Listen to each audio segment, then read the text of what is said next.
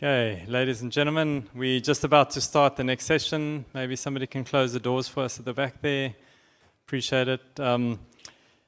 So welcome. Hope you had a good lunch. I enjoyed mine. Hope lots of good conversations, and it's given us new energy for the afternoon session. So we got a packed afternoon, but really some interesting topics, and great that you could join us here today.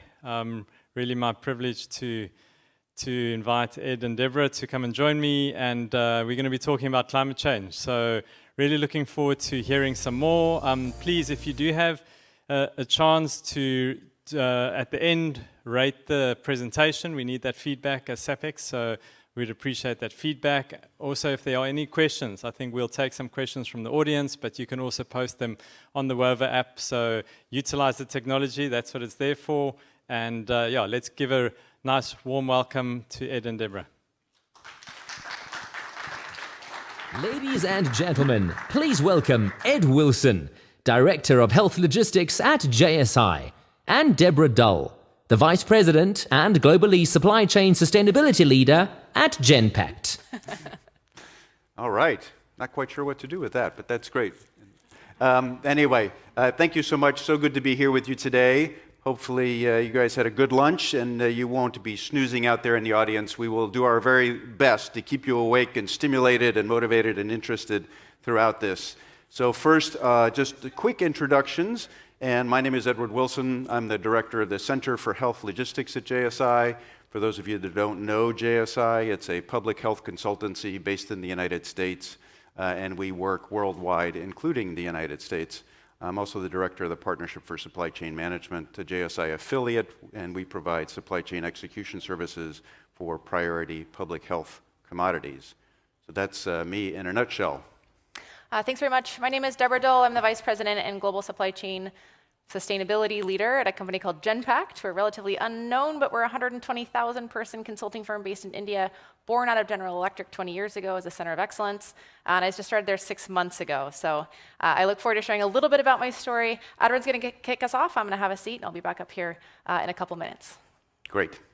Thanks, Deborah. So today we're going to talk about climate change and supply chains. And we're going to talk both about evidence and opportunity. Because sometimes when you talk about supply chain or climate change, it seems like it could be a bit of a downer. But we're going to try to provide you with some evidence and some facts, which may be a bit of a downer. But then we're going to provide you with some opportunities for action. And hopefully by the end of this, you'll go away feeling like you have some things that you can do both for your supply chain and for the world at large. So this is our agenda. Next. Excellent. So as we're going to start, we're going to talk a little bit about the impact of climate change on supply chains and health supply chains in particular. Then we're going to talk about the impact of supply chains on climate and climate change. Then we're going to discuss some opportunities for action, and then sort of finish up with a few thoughts on supply chain resilience. So that is the run of show for today. And let's go ahead and get started. So how is climate change affecting health supply chains in particular? So we know that climate change is having an impact on the environment. And we see that in rising temperatures, rising sea levels, rising concentrations of CO2 in the atmosphere, and more extreme weather events. And these environmental changes, as shown here in this diagram from the US CDC, are in turn affecting things like vector biology. So those vectors that transmit disease, they're changing the landscape in the area where they operate. Food supply, we have floods, we have droughts, we have extreme heat. That's affecting the amount of food that we have available and where it's available. And then people's living conditions and exposure. So for example, extreme heat is producing health outcomes that were different than before. So all of these exposures and health conditions, as they're changing, then that forces our health delivery system to change as well. We have to be able to deliver services potentially in areas that we didn't have to deliver them before. We have to be able to treat diseases in areas that we didn't have to treat them in before. And we may have to treat them for longer periods of time than we did before. So as health outcomes shift and change, Health service delivery requirements are changing, and of course that means for us that are in the supply chain business, the supply chains that we manage and operate and support are going to have to change to respond to those different health service requirements. And of course, on top of that, in addition to the changing health service requirements, we have the events, the climate-related disasters that pop up that are forcing us to have to deal with them as well. So we have to adjust our supply chains to be able to respond to these changing climate-induced events. So these are just a few examples of how changing disease burdens, of the changing disease burdens we see as a result of climate change and what some of the supply chain dynamics and impacts are. So in 2022, The Lancet reported that malaria is increasing in highland areas in Africa, Asia, and the Americas, and that the periods of transmission are growing longer. So that means now we're having to find ways of providing preventive and curative malaria services in places that we didn't have to do that before, so new products and services in new places, and malaria transmission is going on for longer than it went on before. So now we're having to provide products and services in some places for a longer duration. The British Medical Journal reported recently that the mortality rate from cholera in Malawi and Haiti tripled in 2022 due to increased flooding. So here again, we see a climate-induced event that's causing disease incidence to change, and so now we have to have our health system be able to respond to those changes, and our health supply chain has to be able to support the health system in doing that. So let's take a look at a couple of climate-induced disruptions, and some of this picture in particular you may be familiar with. This is from April 2022. The port of Durban shut due to flooding. That's what that picture of, and I bet most of the people in this room that are from South Africa had to deal with the consequences of this. And so shipments into South Africa, both for South Africa itself and for neighboring countries, were disrupted. So from a health supply chain perspective, that meant that potentially health services were disrupted because perhaps there were stockouts or shortages and we could no longer treat people as and when they needed to be treated. In August 2022, water levels in the Rhine River, a major European transport artery, dropped to their lowest levels in a long time due to drought. And as a result, barges had to reduce their carrying capacity by 25%, which disrupted supply chains throughout Europe and the rest of the world as a result. Then one more example, this one from the United States.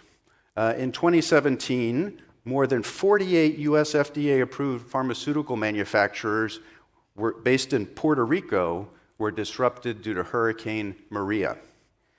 And that led to a shortage of medical items, including IV solutions, in the continental United States.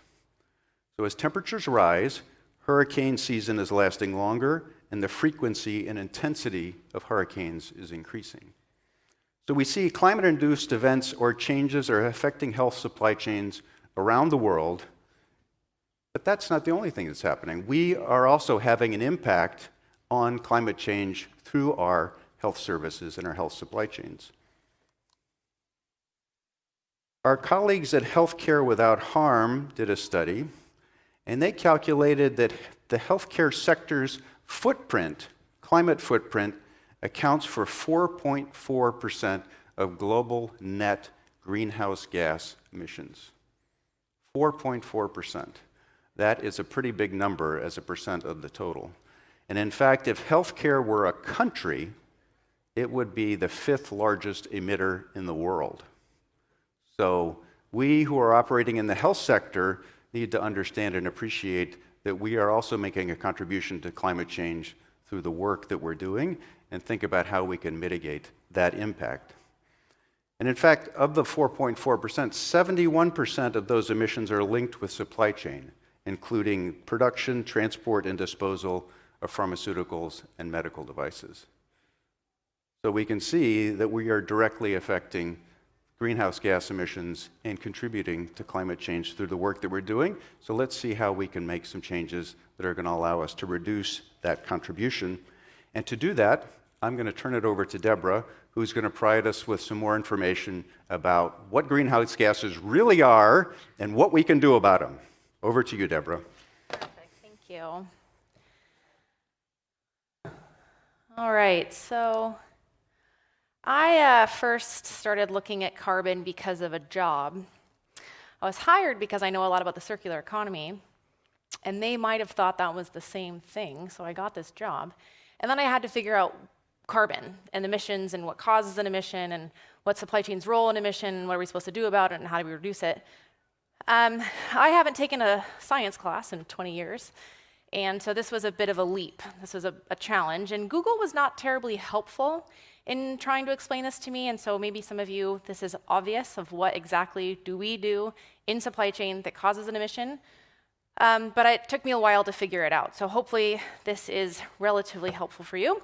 We're going to do 2 sections. First, what causes supply chain emissions, emissions from our supply chains, and second, how do we measure what does good look like? Are there standards? What are we going to do about it?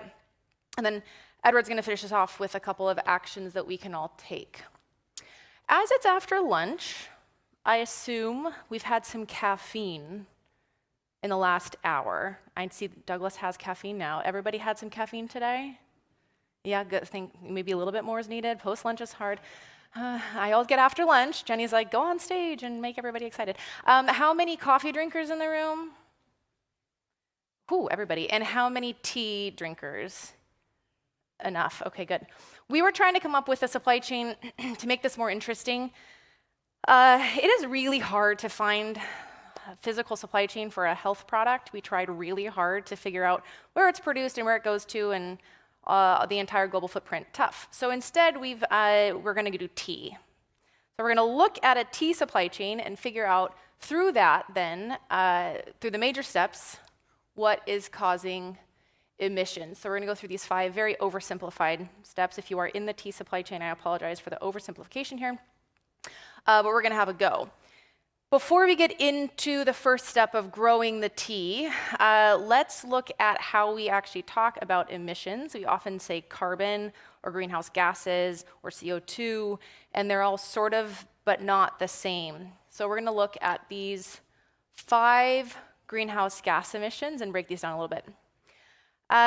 Carbon, this is the one, it's very small, but on the left it says carbon dioxide. That's the one, of course, that we talk about the most. This comes primarily from 2 places. First, moving highly concentrated fossil fuels on the planet, carbon, in the form of fossil fuels, and then we move that into the air, and we do that usually by burning them. So that's one big contributor to carbon emissions. The second is removing one of nature's carbon capture mechanisms of trees. So as we cut down forests for a variety of reasons, usually around food, that removes a sequestration that's happening today. So it's a little bit of a double zinger. So we've got carbon, big mechanism there is fossil fuel burning and cutting down trees. Methane, that is a tiny little bar there, can come from raising livestock.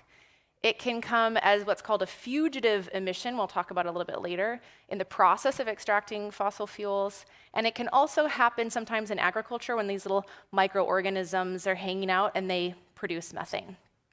And I'll talk more about those in a little bit, but livestock is a big one.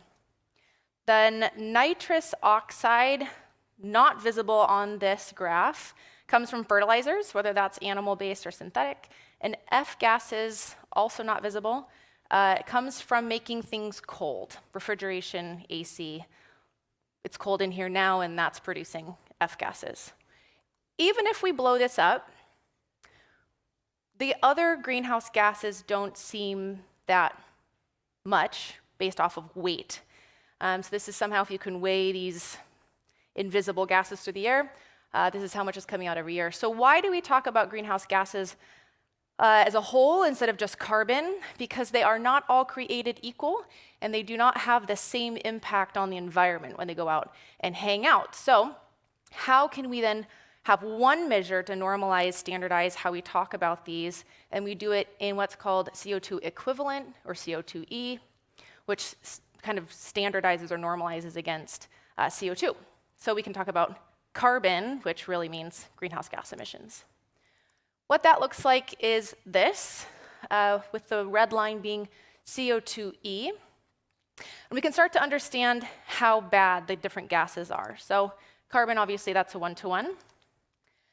Methane is 28 times worse. Now, methane doesn't last that long in the air, just 12 years to carbon's couple hundred. But what it does when it's out there is pretty bad. So that gives us this 28 times. Nitrous oxide, all of a sudden, we can see it on the graph there. It's pretty bad. And the worst of all is F gases. Now, this is a debatable number, but depends which scientists I read. It's a couple thousand to 13,000-ish times as bad as carbon. But we're not going to have a quiz on that. We're just going to talk about carbon. But I find that this one is tough. And since supply chain has a lot of work to do to reduce our carbon emissions, I think it's good for us to at least understand these 4 different types of emissions. And so with this, our T journey begins. And so we're going to step through those 5 areas I showed you earlier. And for each of the areas, we're going to look at which of these gases are happening at which point. So we see some T. But we know that that's not really the beginning of the story. The beginning of the story is making the soil rich enough, fertile enough with fertilizer. And fertilizer can come from 2 places. The first one's very cute. These animals produce wonderful manure, which is put into soil. They're also what's called a ruminant. Everybody aware of ruminants? Ish. So they are able to grow into these huge muscular animals because the way that they digest grass. They actually ferment it first and then they digest it. That process produces a lot of methane because of microorganisms. So it's actually the burps, not the farts, that cause all the methane. So between burps and manure, livestock around the world accounts for 6% of global emissions. To put that into perspective, all of air, including passenger air, is 2%. All of ocean is 2%. The entire internet is 4%. And as we've learned, all of healthcare is 4.5%. Livestock is 6%. So that's one way. We see methane here. And of course, we know fertilizer produces nitrous oxide. The other option is a synthetic fertilizer, but the result is the same, nitrous oxide. So here in grow, for the most part, we've got some methane and we've got some nitrous oxide coming. Now, if there were trees cut down in the process of making space for that field, then we've got a ding on carbon as well because we've removed that natural carbon capture mechanism. Processing. So once the T is picked, then it can move in a high-tech or a low-tech way. Very interesting, when humans power stuff, the carbon footprint is based on what the human ate that day. So the humans we see here, they probably had different breakfasts, and what their breakfasts were results in their carbon footprint of this human-powered transportation. Then it's going to be processed. It might be open air, low tech, or it might be helped along through machines. Now, every time we see a machine in our supply chains, every time we have a switch, a light, a machine, anything that uses energy, we should get super curious about where that energy comes from. Energy as a whole, broadly defined from the process of extracting to producing, transforming, moving, burning, is 75% of all greenhouse gas emissions for the year globally. So that could be energy, it could be fuel, it could be this fugitive emissions I keep talking about, which I promise I'll cover. But anytime we see something that turns on, we should find out where that energy comes from. And if it comes from a renewable source, with a few caveats on it, generally that's okay. And if it comes from a fossil fuel source, well, we're going to see a lot of carbon emissions from that. So now we start to understand why this transition to renewable energy is such a hot topic these days, especially for supply chains.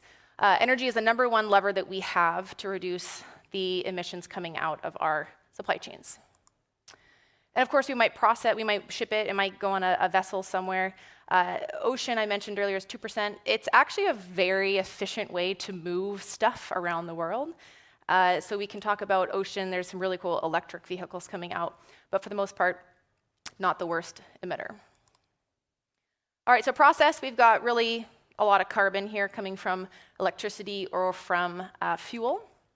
And unless you're a loose leaf tea drinker, we need to package this. Most tea bags are paper or wood based, so that's a ding on carbon.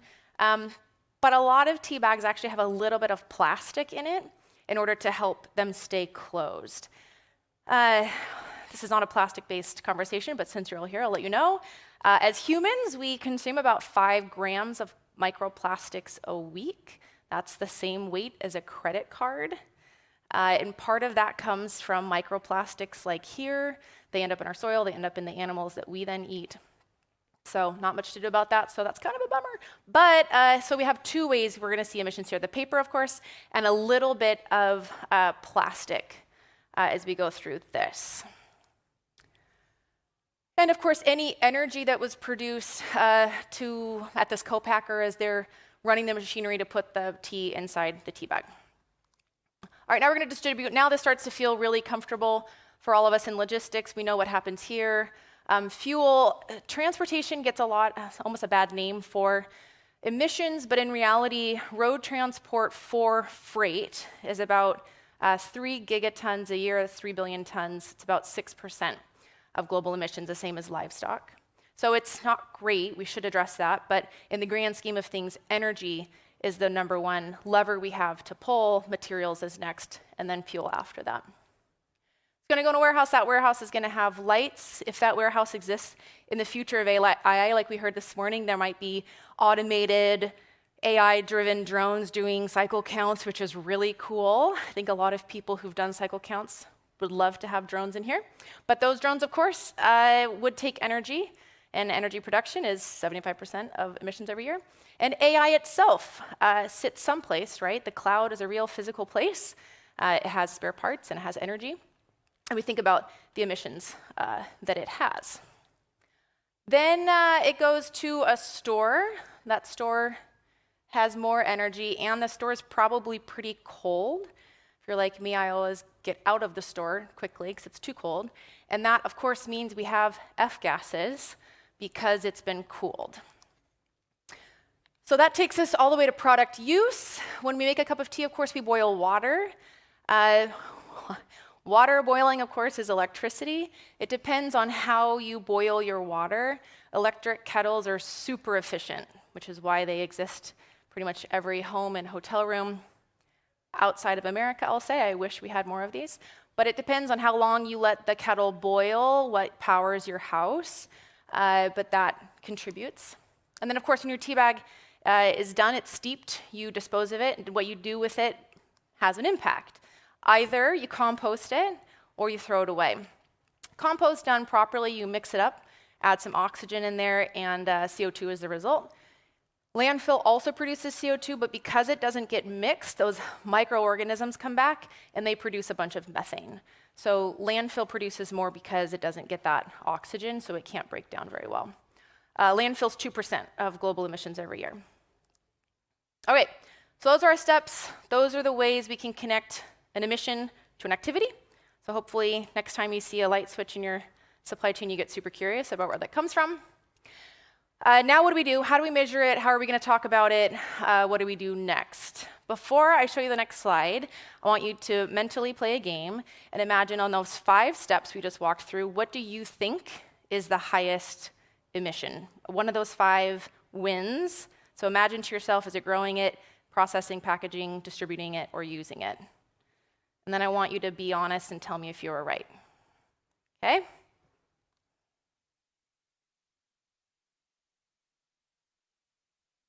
Who was right? Yes, Ian, of course you were, and good job. Use is high because boiling water. Most people don't boil just what they need, they boil an entire kettle.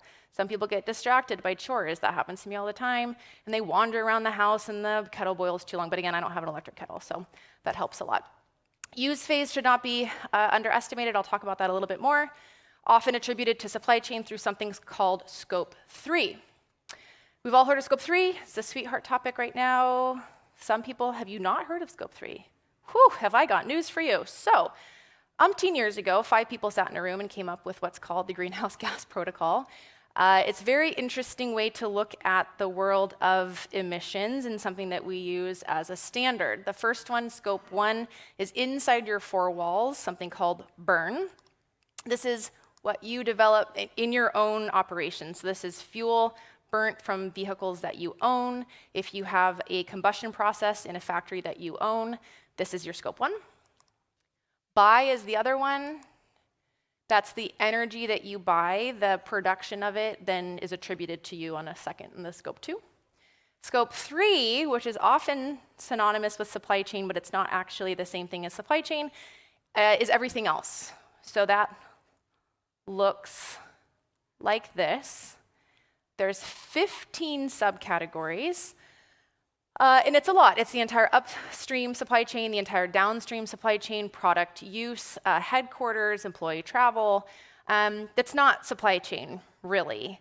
The biggest challenge here is product use, because for many, we don't get to see what happens with our products. But it is often attributed to supply chain because of the upstream and downstream supply chain components. For most organizations with a supply chain who manufacture a physical item, scope 3 is over 90, sometimes 97%. We were at 70% for healthcare. It's the majority, so this becomes our focus. 3 ways we can measure, and we'll walk through each of these. The first one is like the same idea as a cost per unit, but it's an emissions per unit. This helps us, of course, to track and reduce our emissions. A couple of key items here. Finance grade climate data. There's an SEC ruling pending in America that has folks a little on edge that if it goes in one direction, will require finance grade climate data. Now, we don't have that because we didn't build our supply chains in order to produce that. So the best we have right now is a best guess, which is not really finance grade. So that's got some folks focusing on this space. We also have this idea of decoupling. So you want to be able to produce what you're producing now, but produce less carbon, which is cool because we know how to do that. We do that with time and we do that with cost today. So I think supply chain professionals are actually in a pretty good place to imagine what a decoupled situation looks like. Highly recommend this book. It came out for the first time 10 years ago called How Bad is a Banana, which I think is kind of a clever title. And he's republished it with the carbon footprint of everything. It helps to take carbon emissions in a gram or a kilo or a ton and put it into more relatable terms. This helps us to build what some call a carbon intuition. With lunch that you just had, which I think was delicious, you probably could estimate how many calories are on your plate. You could probably walk through any store and estimate the COGS, because that's what we do. But I bet none of us can really estimate the emissions of a thing. We just haven't been taught it. It's not part of what we've learned. But if we, scope 3, are producing 90% of the world's emissions, then we probably need to get to it. All right, how do we benchmark across organizations? We can do something called an emissions intensity. This is where we compare emissions and revenue. How this works is my version of it. On the left, we've got billions, so this is going to be both revenue and emissions. And on the right, we're going to have the emissions intensity. That's going to be in kilos. And so I took the largest organization from the largest company from each of these industries. So the largest food CPG company is Nestle, about 100 billion in revenue, 110 billion or so in emissions. That gives them an emissions factor or emissions intensity of 1-ish kilos, meaning for every $1 they make, there's about a kilo of emissions that happens. We can do the same across the board. That last one's a little blurry, so we'll move on. So we can see the same for Volkswagen, the largest automotive company in the world, Apple, the largest technology company in the world. Very interesting that it's actually lower than I expected to see. Walmart is still the largest retailer in the world. Amazon is real close, but they're still the largest. And then I've translated it with the help of our friend so that this can start to make sense. So a kilo-ish, these Nestle and Volkswagen, a kilo-ish is taking a hot bath. It's a physical printed book. It's a quart of milk, a pint of milk. And since we're in South Africa, it's a bottle of wine, so I produced at least a kilo probably yesterday of emissions given the wine I had. And then if we think about the other side, these are about 50 grams-ish, give or take. And that's things like boiling a quart of water, like for tea, Sending an email that takes 10 minutes to write and you only send it to 100 people, so the number of people that you send an email to makes a difference on the carbon emissions, an Apple or a 45-minute Zoom call for one person. The more people you put on your Zoom calls, of course, is the more emissions because the cloud is a real physical place. The last one I'll talk through, and I've mentioned this a couple of times, is this idea of total landed emissions. Similar to how we look at total landed cost, total cost to serve, we can translate that same idea into emissions, and we'll have this idea of fugitive emissions. They've escaped. I've mentioned this a couple times. This is Bill McDonough of the Cradle to Cradle Institute, and he's coined this term, I think, of emissions that have escaped our operations. We don't know where they are. They're not adding value. I often use this in the land of circularity to talk about escaped value and materials. But in this case, we don't really know where this carbon has gone. And he also mentions plastic in the ocean. Plastic is just carbon. So that is a form of carbon hanging out in the ocean that's not very helpful. All right, that was a lot to cover, but we have generally looked at, as we walk through a supply chain, can we start to recognize where we're emitting? And once we can understand that, then how do we measure that? How do we normalize across our lines of business and our partners and our suppliers so that we can actually start to reduce it? And I hand it back to Edward now, and he's going to close us out with some actions we can all take. So thank you very much.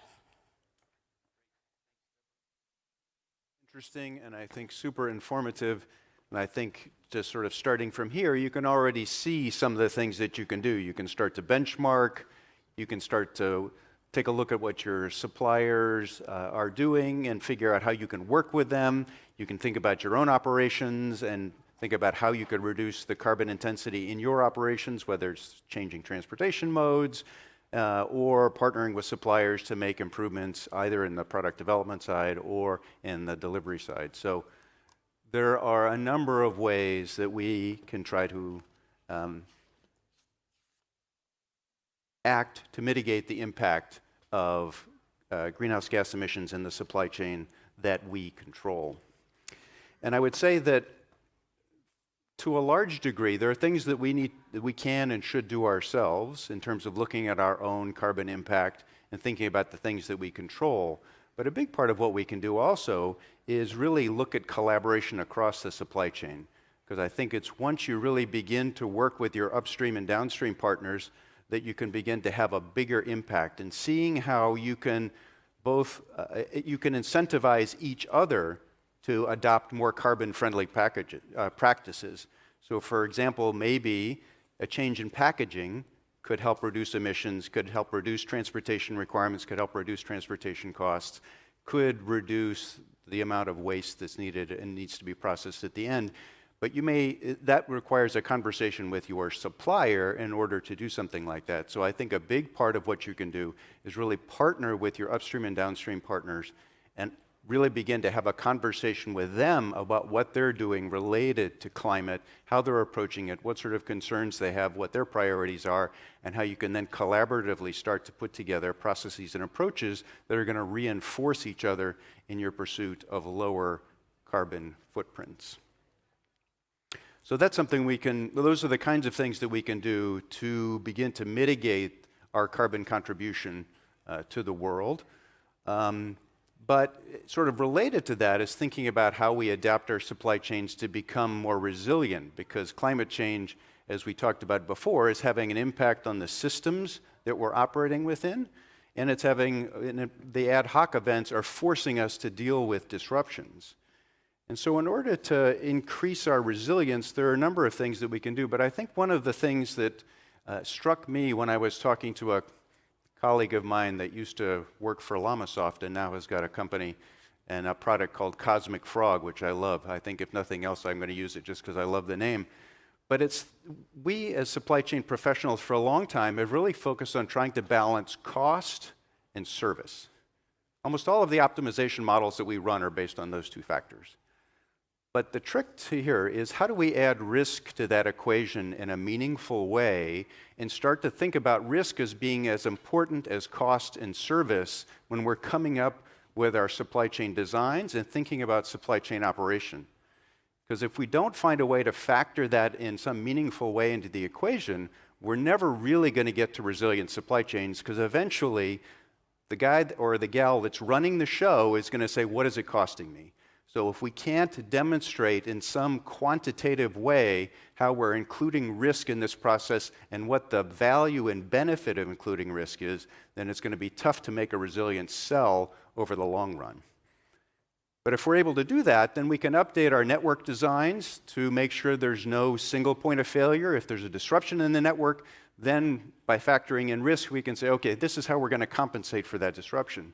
We can look at our inventory policies, and instead of just trying to go for lowest cost, okay, how do we factor risk in so that if a disruption occurs, we can still guarantee service to our customers? And also, we can take a look at our partnering arrangements. So usually now, we try to find strategic partnerships, but in thinking about risk, maybe we want to expand those partnerships so that we have some redundant capacity, so that if we have a surge that we have to meet, we have capacity, spare capacity that we can call on from our partners. Or if there's a failure by one partner because of some climate disruption, then we have some backup capacity that we can use.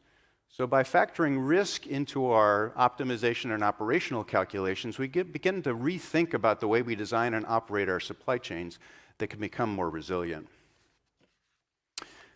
All right, so and these are a couple of other sort of macro considerations around resilience that are important. One is about continuity planning and contingency planning, both at the national level and at the organizational level. In my experience, these things are not done very often, and if they're done, then they're not usually tested or refreshed very often. So I think as we face this era of climate change and increasing disruptions, we're going to have to think about how we make those much more living plans. By moving production closer to demand. I think as we saw with COVID, if you're unfortunate enough to live in a country that's a long way from where the supplier is and you have no regional source of product, you're likely not going to be served. And so we're thinking about how we can decentralize production of priority products so that they're on a more regional basis rather than concentrated in sort of high volume, low cost production facilities. That's not going to be a problem that's easily solved. I mean, it's going to require industrial policy, financing, regional collaboration, regulatory harmonization, but I think critical if we're really going to achieve resilience.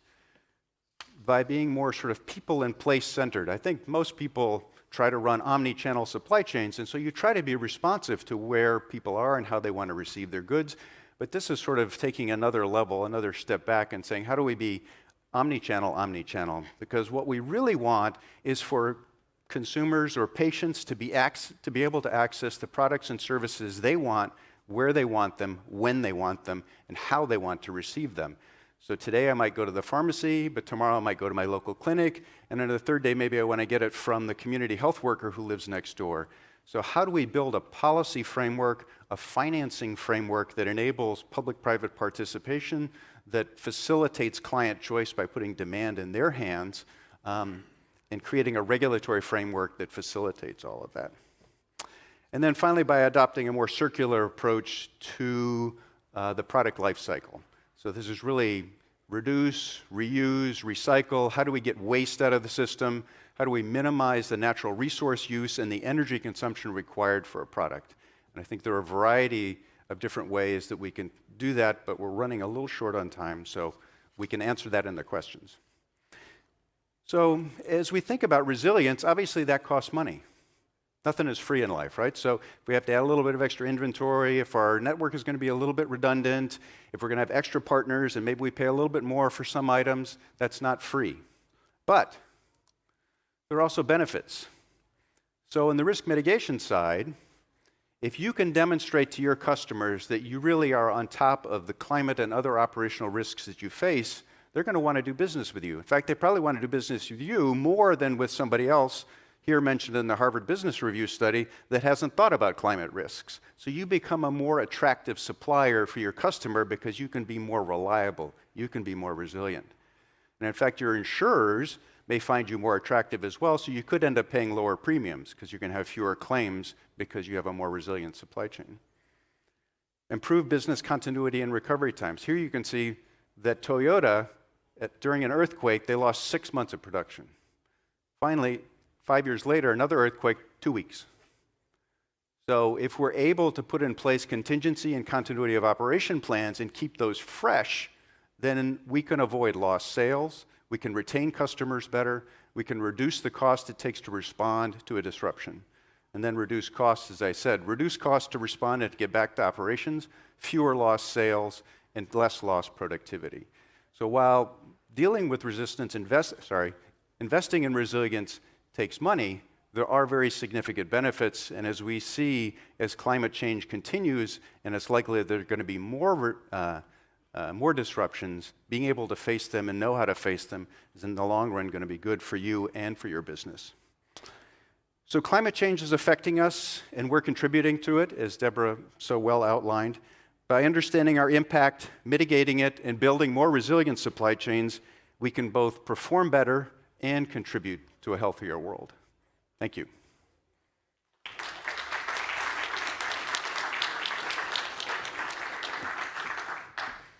So, There were one or two questions that did come through. We sort of bang on time. I think the one question that maybe I can just give here is saying that what changes can the current supply chain community make in order to have a meaningful impact on climate change without disrupting service? And I think that's probably that balance that you guys were talking about. I think you spoke largely through it, but maybe just a quick comment, because I think that is the thing that we always try and say, hey, we'd like to do this because it sounds like the right thing to do. You've convinced us all, but it has an impact on potentially cost or service. And how does one do that? Yeah, good question. You know, word on the street is they're not at odds anymore. There's a lot of CFOs and CSOs who don't have a standalone sustainability strategy and measurement system anymore. They're just having a single strategy that happens to be more sustainable. But if we think about it, if we use less fossil fuel-based power, renewable energy is cheaper now than it has ever been. It's actually cheaper than traditional fuels in a lot of parts in the world, so it's actually better business to have a different fuel source, energy source. And if we go fewer miles, we'll spend less money. And so the idea that these have to be in conflict, I think, is an idea to be challenged.